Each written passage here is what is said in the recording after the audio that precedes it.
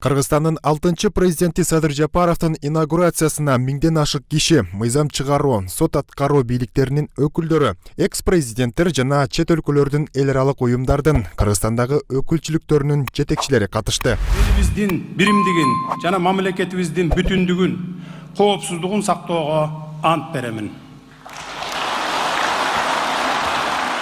Президент Садыр Жапаров кыргызстандыктарга кайрылып жатып, мамлекет башчы катары алдына койгон негизги иш максаттарын айтты. Ал өз сөзүндө 2020 жылдын октябрындагы саясий окуяларга токтолуп, элдин андагы үмүтүн актоого аракет кыларын белгилеп, бул жолу элдин үмүтү уурдалбайт деп убада кылды.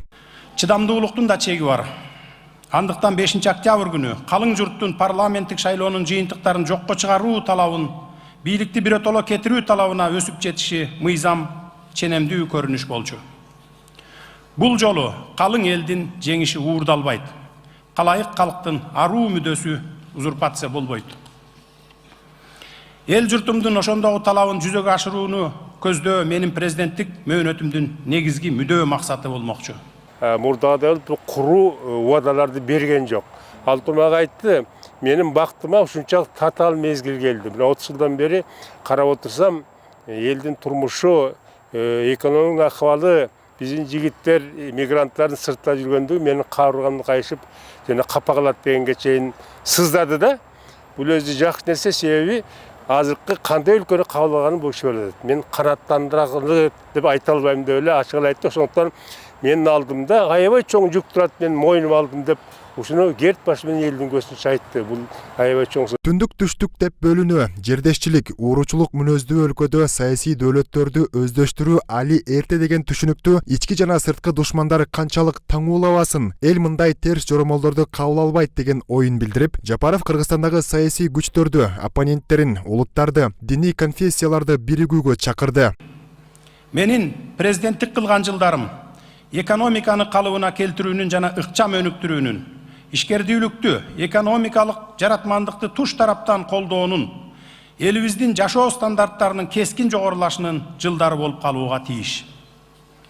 Ал үчүн коррупциялык күрөштөргө бөгөт коюлуп, калың журттун коомдогу акыйкаттуулукка болгон ишеними калыбына келтирилиши шарт. Элдин кубаттаганы, сүйүнгөнү көрүнүп турду да, анан кийин ошол элдин үмүтү, ишеничи чоң экенин көрүнүп турат. Анан ошол ишенич менен үмүттү акташ абдан чоң жоопкерчилик. Анан ошол мындан мурун айтылган жаңыланууга, адискөй адамдарды, билимдүү адамдарды чакырып, мамлекеттик аппараттын кызматкерлеринин санын кыскартып, чындап эле элге керектүү экономикалык жактан дагы билим берүү, бардык тармактардан реформалардын жүрүшү тууралуу кадамдар башталса абдан сонун болот деп ойлойм. Ант берүү аземде Европа биримдигинин Борбор Азия боюнча атайын өкүлү Петер Буриан Евро кеңештин төрагасы Шарль Мишелдин куттуктоосун окуп берди. Урматтуу президент Мирза, Европа биримдигинин атынан сизди Кыргыз Республикасынын президенти болуп шайланышыңыз менен куттуктоо мен үчүн чоң ыраазычылык. Құрметті Садыр Нуркожоевич, Кыргыз Республикасынын президенти лауазымына кирисүүңүзбен сизди шын жүрөктөн куттуктаймын.